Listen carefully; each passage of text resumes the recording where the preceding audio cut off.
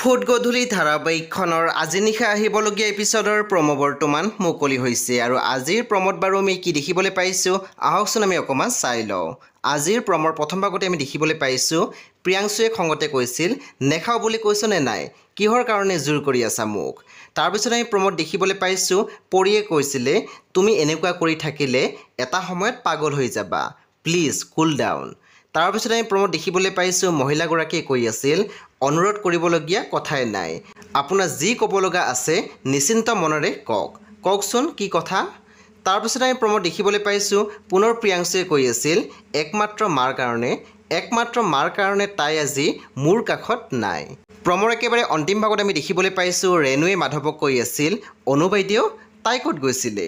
তেতিয়া আমি দেখিবলৈ পাইছোঁ মাধৱে ৰেণুক কৈছিল ক'ত গৈছিল মোকো একো নক'লে নহয়। চ' বন্ধু বান্ধৱীসকল আজি নিশা 8:30 বজাত ৰং টিভিত আহিবলগীয়া ফুট গধূলি ধাৰাবাহিকখন খুবেই বেছি ইণ্টাৰেষ্টিং হ'বলৈ গৈ আছে। চ' আপোনালোকে চাবলৈ একেবাৰে নাপাহৰিব।